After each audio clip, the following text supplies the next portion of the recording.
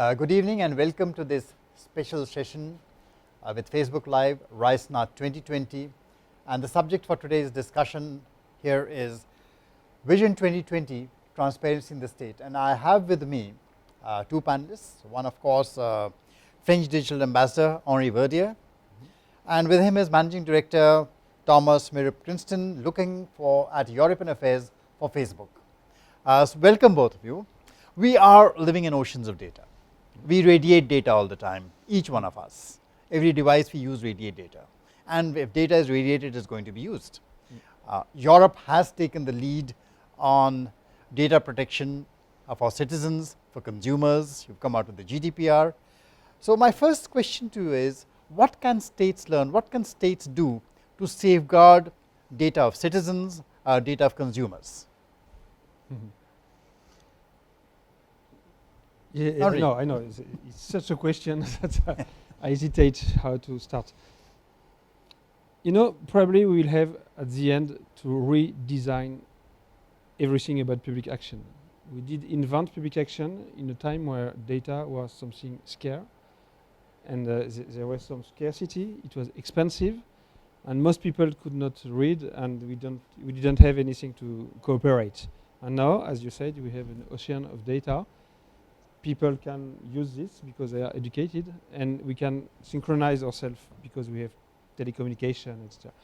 So everything will change, and specifically public action. And we have probably the duty to build a new democracy, a more collective action, more collective decision process, and new strategies to serve general interests. And within this huge field, of course, in Europe, we also want to protect personal data because we want to protect privacy. To be frank, the very beginning of the GDPR was probably the French law, Informatique et Liberté, in 1978. And it was not just about privacy. It was to avoid automatic decision. It was to be sure that a computer cannot put you in jail. And that's so it's not, we'll continue the conversation, but it's not just about data or privacy. It's about decision, it's about citizenship, it's about freedom. And yes, we are entering in a new era with very important questions. Thomas, my question to you. What are companies like Facebook doing to protect consumer data, to be more transparent in the way they use the data of consumers? Thank you for that question. I think it is really a key to building trust, transparency. Without that, it's hard to have the trust of users, of citizens, of consumers. And obviously, we at Facebook have been working on this over the years. Part of it is, of course, legislation, and we are very supportive of legislation in the area of privacy and data protection, and also in other areas around content, for example, around how political advertising is used in political campaigns and so forth. So there are many areas where we think actually regulation is needed and are supportive of regulation. For ourselves, obviously, we also work on transparency. We have a transparency report that goes out every quarter that tells people about what we have been doing, because often some of the issues we are debating are issues that are somehow in conflict with each other, like the issue of freedom of expression versus avoiding hate speech or avoiding terrorist propaganda online. Those two are in conflict with each other in some ways, and you have to find the balance between these things, and telling people what you have done, what decisions you have made, how much content you have removed, for what reasons, and so forth, are part of our transparency report. And recently, frankly, also on the site itself, we are trying to provide more information to users simply about what they see on the platform. For example, an ad shows up, and you wonder, why am I getting this ad? Well, you can click on a little arrow on the side of it, and you can get information about why that ad was targeted at you. Or if you're seeing a post in your newsfeed and you're wondering, why did this post come to me? And again, you can click and you can get information about that. So Thomas, the problem is that consumers rarely understand how their data is being used, or even they don't even know what kind of data they're sharing. So let me come back to Henri. What are governments doing to educate consumers about how their data can potentially be used. Is this also part of the learning, the kind of education which governments should be doing? Yes, we need education, we need citizen education, we need citizen empowerment, we need to respect them. In France, we made a journey, and probably you will have to do the same. Yes, it starts with transparency. So in France, for 40 years, the citizen has the right to ask for information to the government. It's a law about the communication of public documents, and now it's a law about open data. But then, after transparency, you need accountability, which is not the same, because you take the responsibility, you accept to explain yourself, to listen if people don't agree. And then we need citizen engagement, we need citizen empowerment, we need to let them to take decision alone, to have a different point of view from the government, to criticize ourselves. And that's a complete journey. And this journey need, of course, citizen education, but not in a dominating way. We are not superior to the citizen. They are the shareholder. The democracy, the shareholder is a citizen. And they have point of view, and they can disagree with us. It's not because we didn't explain, it's because they disagree. So, and at the end, it's a different way of governing. And I feel that some companies start a good way, but need to learn about this complex way to interact with citizen, consumer, shareholder. We can call this open government. It's a very different way. Henri, I have a question. I have a question that I will ask both of you, and first I'll raise it to Thomas. Now, which is the bigger threat today? Is it surveillance capitalism, or is it the surveillance state? Because there are certain jurisdictions where the surveillance state is a bigger problem. The state also has large amounts of data. Thomas, what do you think?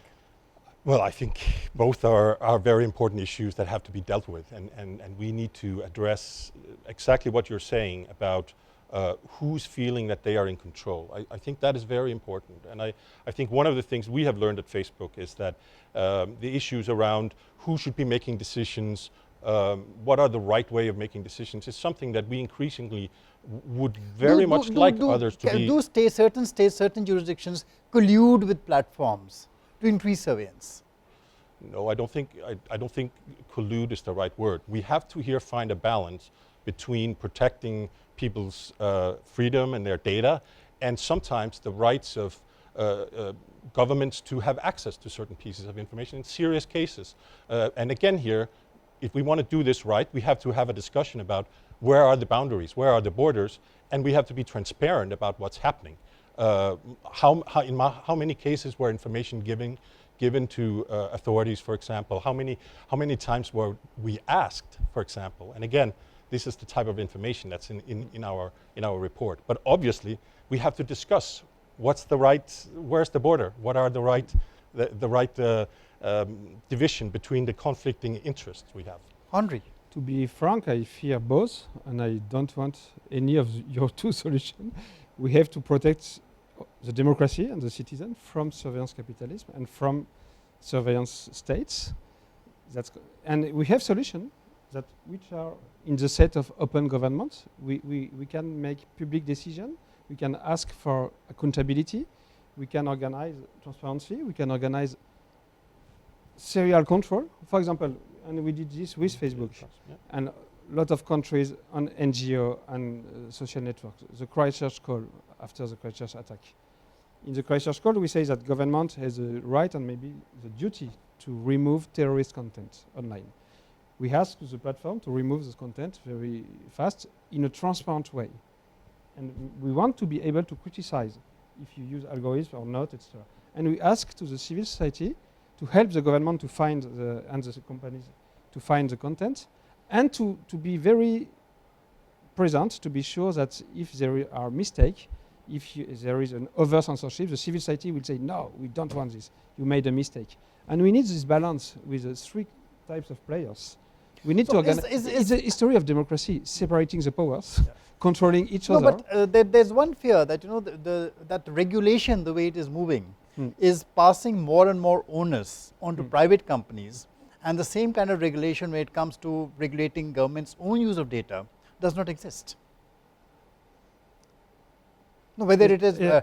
talking about platforms radicalizing people, whether it is Mm. talking about any other issues of hate speech, the onus is entirely now being put on companies, and the regulator government is not really looking at how itself it is to be regulated.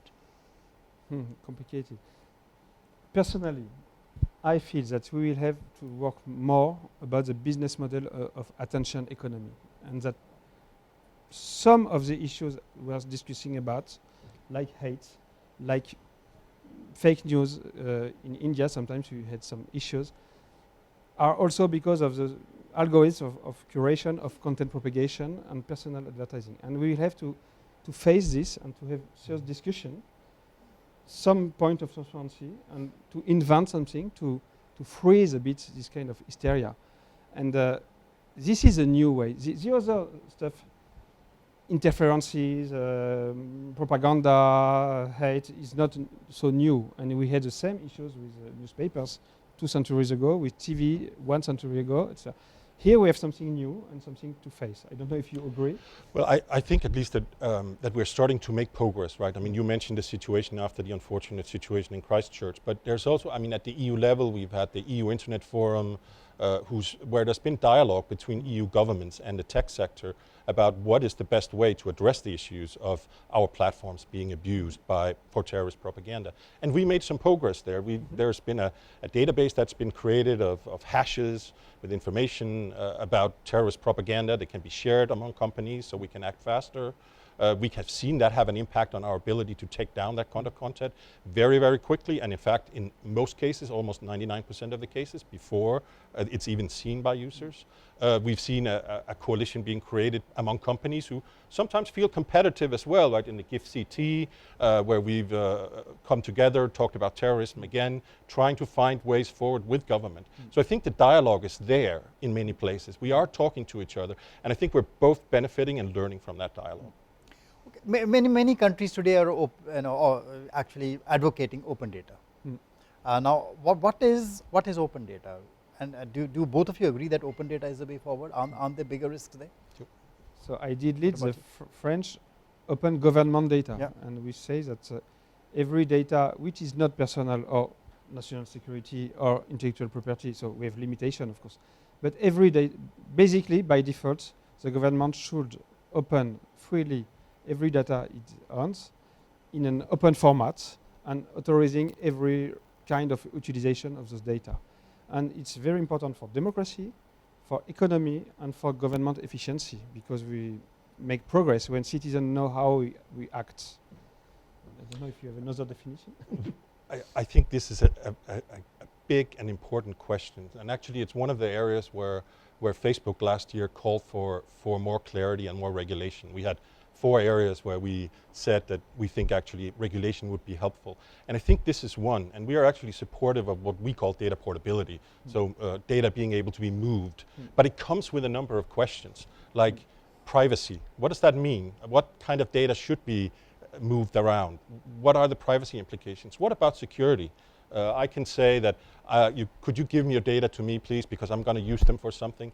But actually, I'm not me, I'm someone else, and I'm now going to abuse your data. So there's a whole bunch of questions around this that I think we have to resolve. So and when we do, it will be follow-up beneficial. quick follow-up question, we're running out of time.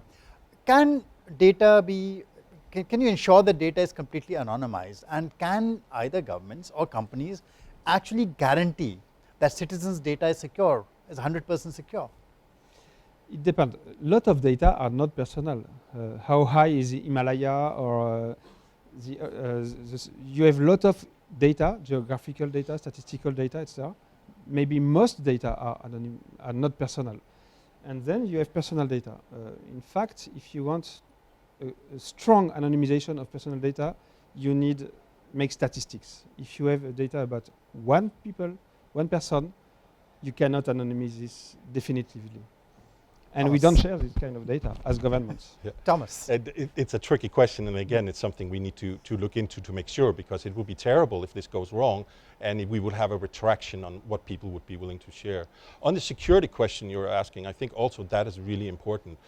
Can we make information secure? Facebook is looking at encryption and other technologies to ensure, of course, that people's information is secure. But it is a place where it's a little bit of a war between those that want to do bad stuff and those that want to protect. And we have to to use sort of war methodologies, like harden the battlefield, make it harder. Consumers need to understand the fact that 100% security cannot be guaranteed. We have 30 seconds. I just want to say that with AI, this conversation will change completely, and the question will be worse, because I can educate a model with data, and then I use very few data, and I know a lot of things. So after AI, you will have a lot of different conversations with small data and lot of knowledge. So I would conclude by saying it's still a process of learning. Both governments and companies are learning in this process, and these discussions need to carry on. Thank you. Thank you so much. Thank you.